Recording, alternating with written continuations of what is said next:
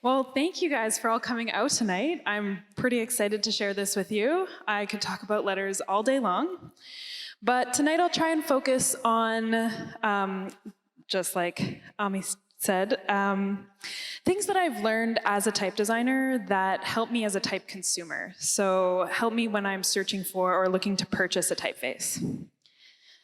I think everybody in this room probably interacts with a lot of different typefaces every single day.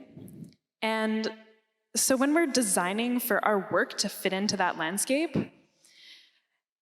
great typefaces really help our work communicate quality, basically. So choosing the right typeface becomes a really important part of that process.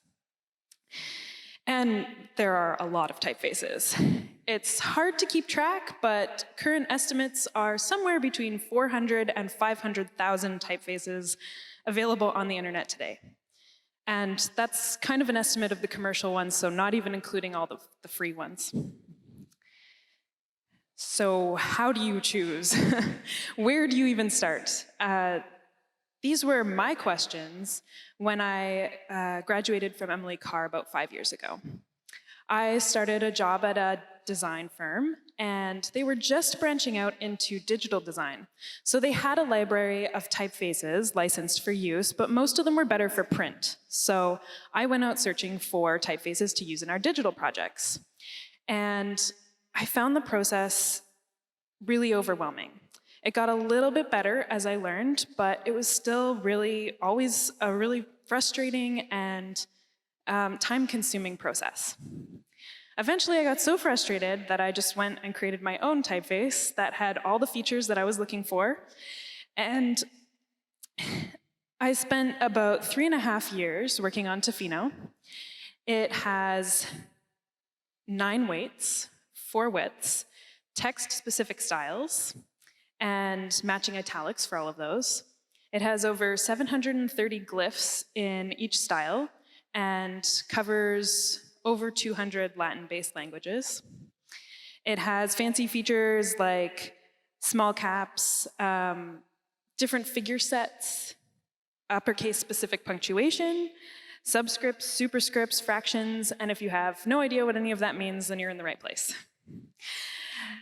So I don't want any of you to feel like you have to go through the entire process of creating a typeface just to figure this stuff out. So I'd like to share what I've learned about things that we do in the type design process that can help us as consumers really find high quality and on-budget typefaces for your project. So there's 2 kind of approaches that I've noticed when people are buying type. Some people just love typefaces, and they go around and collect them and hope that someday they'll find a perfect project for them. Others, which are probably the most of us, go looking for a typeface specifically for the project that you're working on.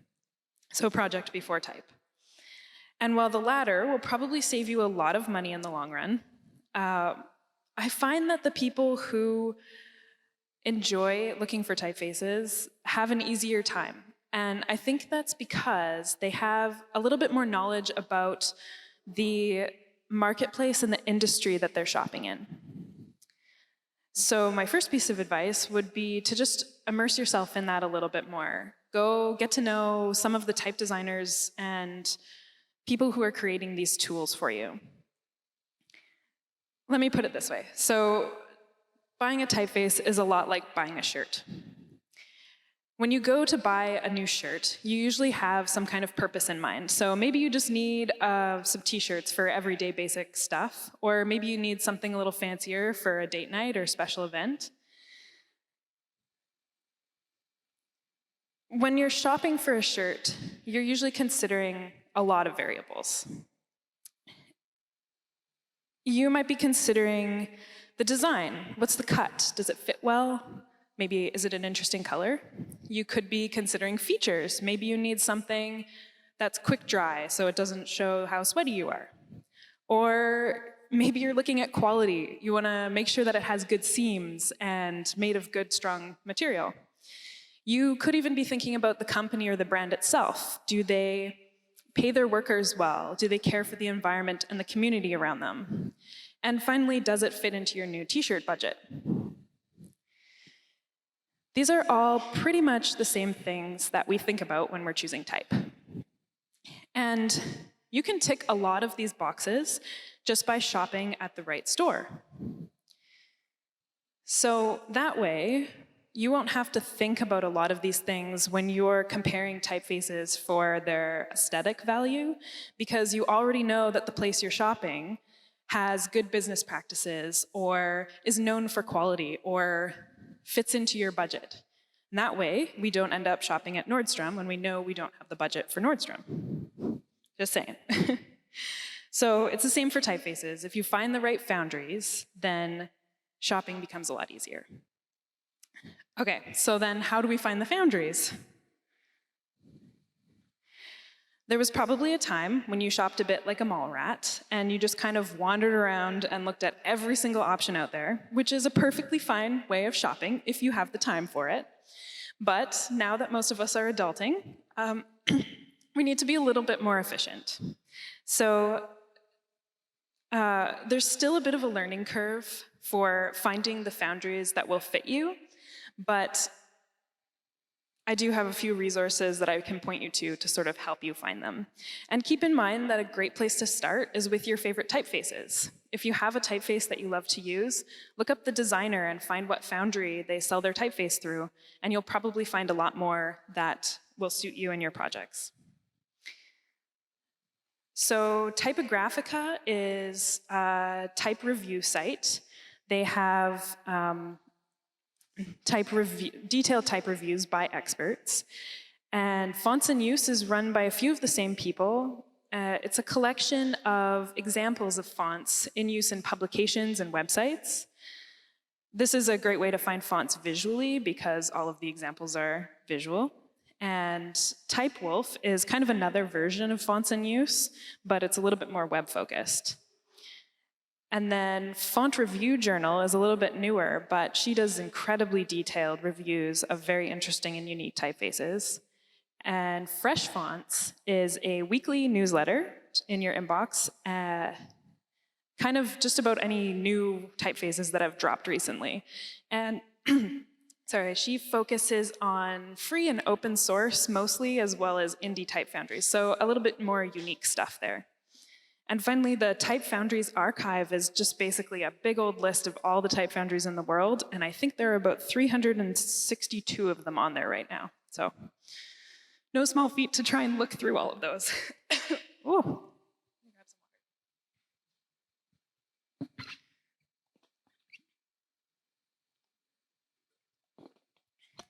So, been talking a lot about foundries, but there's kind of two places that you can go to buy fonts. You can go to Foundries or you can go to marketplaces. And there's one big difference between the two. A Foundry is going to have a curated and art-directed catalog of typefaces. So an expert has chosen these for you as something well-rounded. Marketplaces are going to allow almost anyone to upload to them and sell their products. So Creative Market and MyFonts kind of stick out as popular marketplaces to shop in. MyFonts does have a little bit of curation because they do have a minimum quality requirement, but their catalog is so large that overall their quality is going to be a little bit lower. Plus, it's just hard to choose from all of those typefaces. So technology and the internet have really opened it up so that anyone can make a typeface, but and there's so many resources available to type designers online today. It's absolutely fantastic. But the other side of that coin is that some people don't use those resources necessarily. They might make a typeface just for an experiment and then throw it up on a marketplace somewhere and hope that somebody buys it. And as a consumer, it's sometimes really hard to distinguish just based on browsing through typefaces. Usually these ones are packaged really well because they're made by designers. So they look great at first glance, but the issues are usually going to arise from more subtle things that professional type designers will take a long time to address. So things like spacing and kerning, or having a full character set, or useful features. So if you're questioning the quality of a typeface that you're looking at, you can do a quick visual assessment to make sure that it's worth your time. Most sites that sell fonts usually have some kind of type tester that you can type in your own text. Some will even allow you to download a free trial and install it on your computer. And from a type design perspective, when we are designing type, there's a few phrases that we generally use to check our work and make sure that the spacing and letters and everything is going well. So one of them is a pangram, which is a short phrase that contains every alphabet of the letter at least once. This one's my favorite because it has wizards in it. But you can pick your own favorite. And this helps us to look at the letters in context, evaluating the letters as an entire group rather than each individual letter, because we want them to all work together. So what are we looking for? Well, first thing to look for is just if anything sticks out as looking weird. And you can trust your gut on this one. You've looked at a lot of letters in your lifetime. Something will stick out if it looks kind of funky. So in this example, I'd say that the S, the top of the S looks a little chopped off. So next, you want to be looking at letter proportions. And this one's a little trickier. You want to be looking for anything that looks a little bit too wide or a little bit too narrow. In this example, I would say that the W looks a little bit narrow, and the G actually just looks a tiny bit too wide. And there's a reason for that. This can't be done mathematically. It has to be done by your eye, because if you make the G and the O the exact same width, because of the letter shape and the shape on the inside of the character, the G is going to actually look a little bit wider. And so type designers will compensate for that by shrinking the letter G just a little bit so that it looks like it perfectly matches the O, even though it doesn't mathematically. The last thing we want to look at when we're looking at the letters themselves are the evenness of the weight in the letters. So does anything look too thick or too light? And it can kind of help to squint when you're doing this one and see if anything pops out as looking really heavy or really light, like it's disappearing. In this case, I'd say that the W looks kind of heavy and the X looks a little bit light. And diagonal letters are the best ones to check for this because they are definitely the hardest to draw. Again, it's not a mathematical thing. You kind of have to do it optically. So drawings are only half of the letters. The other half of the letter is the spacing in between them, so spacing and kerning. And kerning is actually a really great measure of quality, because if the kerning is good, it's likely that a lot of the other small details were carefully considered.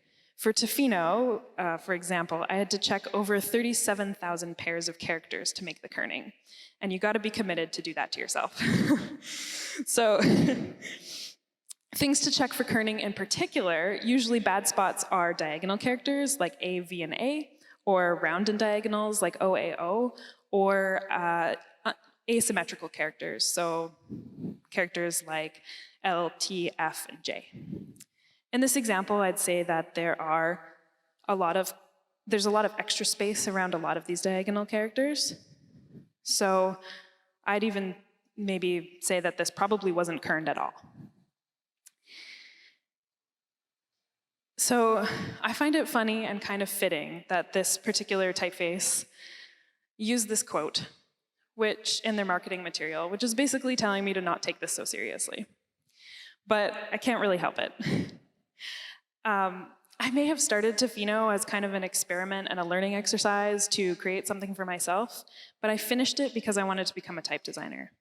And I wanted to create letters for people, really great letters for people, so that they weren't stuck using an A that looked like it got left out in the sun too long and got a little bit melty. So if I can make great typefaces, then you can make great work. And together we can create effective communication, and done in a really beautiful way, which I think is really important part of humans talking to other humans, and something we really need a lot more of in the world today. So let's take this all a little bit more seriously and get out there and create some awesome work. Back to typefaces, though. After seeing this example from Creative Market, and this is about a $14 font, I would probably just advise you not to shop at a marketplace or free font place unless you know what you're looking for and you have a lot of time to comb through and test everything. But sometimes we have budgetary concerns that we can't get around. Project budgets, client budgets, that kind of thing. So I do have a few suggestions for some lower price, high quality fonts, some places where you can look for those. Lost Type Co-op has a pay what you want license for personal, educational, and nonprofit use. Their commercial licenses are also on the more affordable side of the industry. A little disclaimer here, I did release Tofino through Lost Type, but I did that because I think it's an awesome place to get type. Google Fonts, most of us have heard of Google Fonts, and it's all free and open source, and their quality is pretty good throughout the entire catalog, but they are used everywhere. So if you're looking for something unique, it's probably best to steer clear from that. The League of Movable Type is another open source free type foundry to check out. And finally, Velveteen Type Foundry, they are also all open source, and they have some really interesting and fun stuff that is maybe a little bit more unique than you would find on Google Fonts. So, covered a little bit about finding great foundries, and then doing a little visual assessment to make sure that the drawings and spacing are of quality. But there's a couple more things that we need to assess to make sure that this typeface is a keeper. And one of them is features. And sometimes features will vary between typefaces at the same foundry. And this is based on the purpose that the typeface was designed for. So this is kind of like when shirts from the same brand have different features. One of them might just have no sleeves to keep you kind of cooler. The other one might have no sleeves, mesh parts, quick dry material, little reflective bits to keep you cooler and safer when you're doing more intense activity. They're designed for different purposes. So I'll just go over some of the features to check in typefaces, because we know the ones for shirts already. Styles is a good feature to check. In general, in your design, you'll probably need about 4 styles to create typographic hierarchy. So if it only has one, you're likely going to have to find another typeface to pair with it.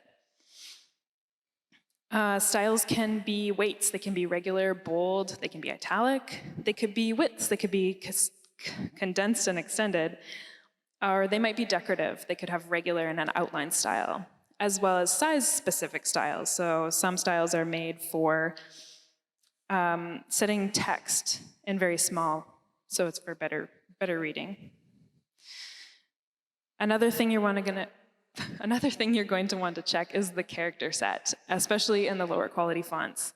You want to make sure that it has lowercase, uppercase, punctuation, symbols, and numbers, probably at minimum, as well as language support that you will need now and maybe later.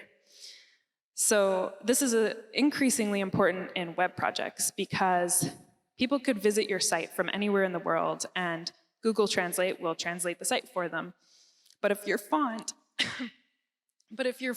doesn't contain the characters for their language, the browser will switch out the font entirely, or it will just take the single character that it's missing and pop it in between your font. So you'll get random Arial or Georgia kind of just stuck in there. It's not a great reading experience. So something to think about. You might also see OpenType features listed in the typeface. I would love to go through all of these tonight, but there's a lot of them, and the guys over at Foundry have a great article on it. So if you want to learn more about OpenType features, I would suggest heading over there and reading that. And one last thing you want to check in features are the formats. So most of us can get away with OTF and maybe WAF2s if we're going to make websites, but occasionally your projects might need more formats, especially on the web. So it's good to check with your developer to make sure that all the formats are available for your font. And you can convert these fonts using some online tools like Font Squirrel, but you have to check your license agreement because some licenses don't actually allow you to do this. Which brings me to licensing. Unfortunately, the licensing part of this process is absolutely nothing like buying a shirt. When you buy a shirt, you then own that shirt, and you can do whatever you want with it. You can cut it up, you can tie-dye it, doesn't matter. When you buy a typeface, you can't really do anything you want with it. The type designer retains all copyright to the typeface, and they're basically granting you a license for you to use it in your work. So it's kind of an important read for licenses. Double unfortunately, there's no standardized licenses in the industry, so each one of them is going to be different. But there are a few typical licenses available that you can watch out for. So desktop and web are probably the most common. Most people will just need a desktop typeface or a web for your website, but you may need additional licensing for if you're building apps or embedding in PDFs or ebooks or digital ads, and these are only ads where the typeface will actually be embedded in the ad, and server licenses. And again, I don't really have time to go through all of these, but I wrote a big, long blog post on it. Well, not that long, but you guys can check that out for more details on all of these different licensing types and sort of how to navigate it a little bit better. I did want to mention that these ways of licensing type are very traditional, selling you a desktop license and a web license with some upgrades to it. But there are a few sort of more creative ways of licensing type that are emerging on the marketplace. I just wanted to share a couple of those with you tonight. So Future Fonts is kind of like Kickstarter for fonts. So it allows type designers to sell work-in-progress fonts. And so if you buy in early, you kind of get each update for free as the price of the font goes up. And it's a great way to support type designers while they are actually making the product.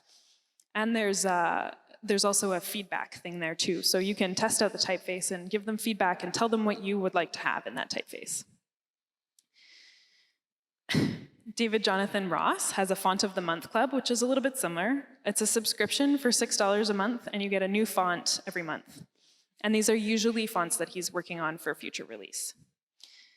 Font Stand, you can actually rent fonts. So they take the full license cost and they divide it up over 12 months. So if kind of high cost is a barrier for you, you might be able to try Font Stand out to reduce that. And finally, there's a few subscription services out there, but I'll just use Adobe Typekit as an example. You can subscribe and get access to all of their catalog, and then choose which fonts to sync to your computer or your website.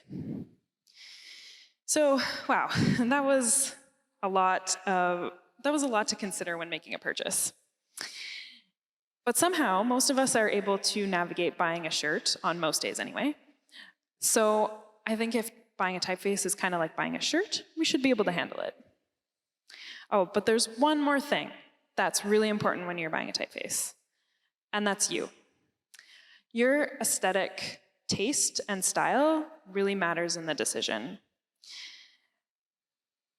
That's what makes it your work and your design. So the rest of this information is to just make sure that you're getting a quality product from an objective point of view.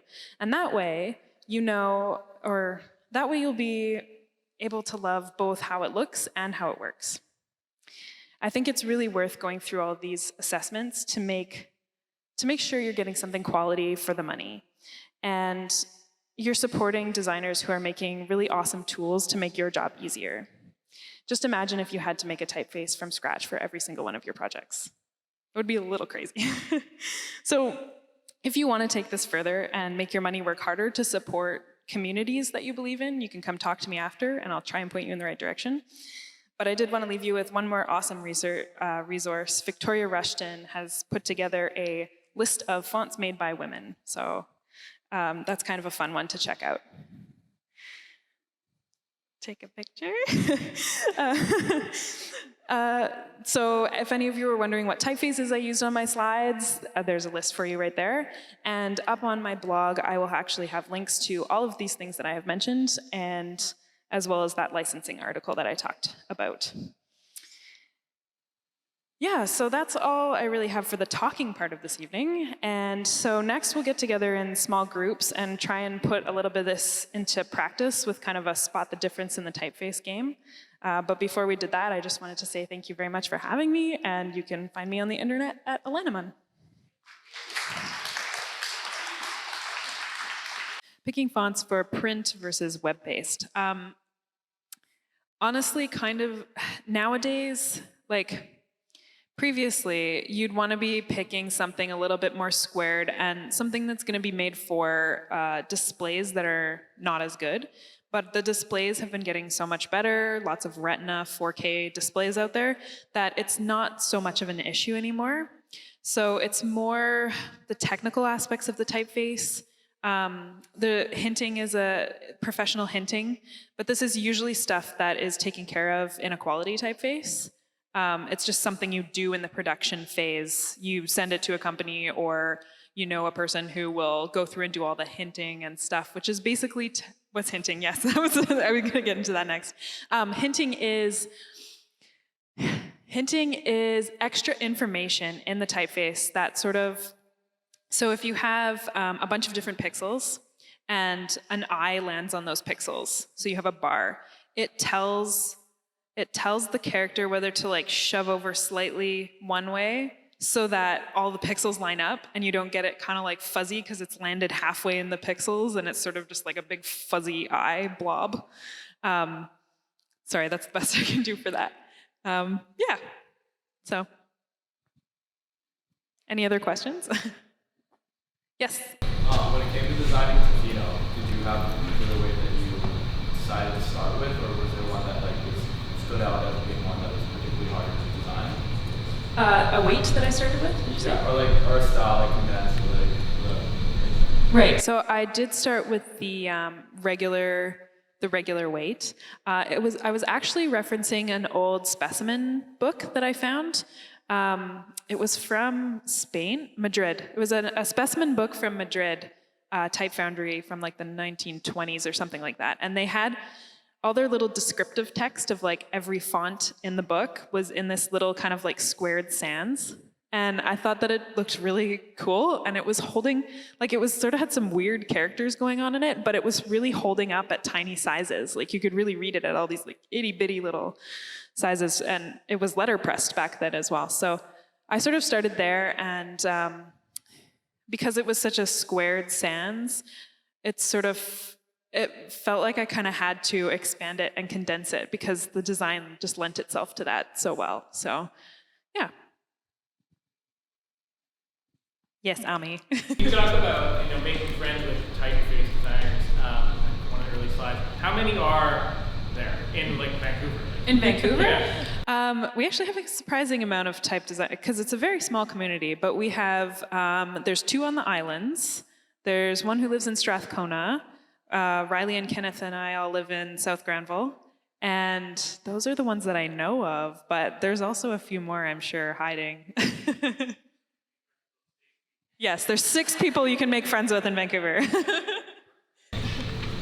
think you're gonna have a lot of friends if you have that. Yeah. Do you have any like social media accounts you follow? Me personally? Or even like the other type designers so you can like check out their work?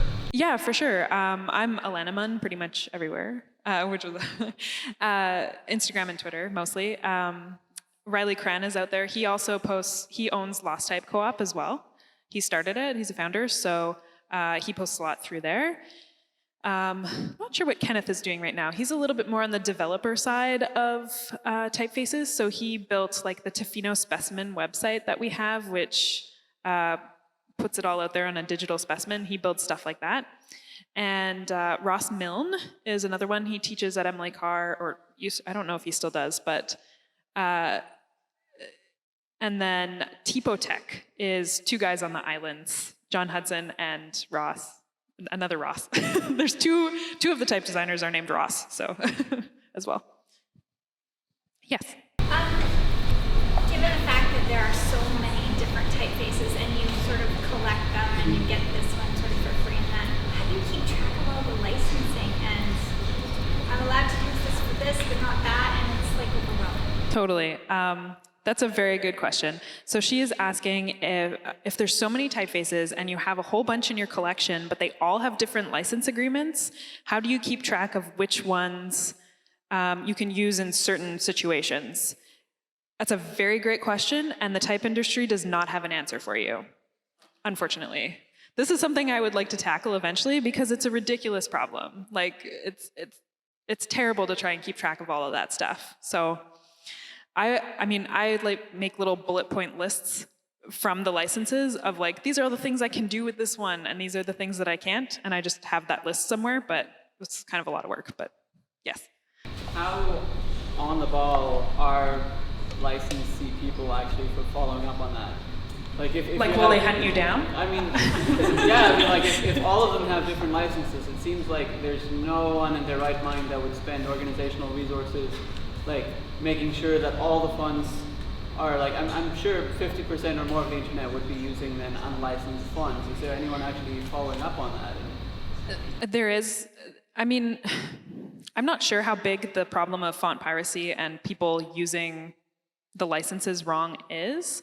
It's evident in web fonts, for example, that the type design industry is scared of this.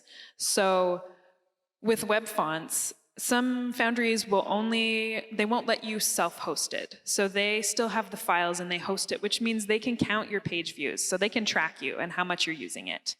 And so it's kind of like, ooh, finally we have a way to actually track who's using what, because font files themselves, it's a software, right, that you're installing. So most softwares, you can program in something like, you know, terminate, don't let them use this after 30 days. It's a 30-day trial unless they pay and put in this special code.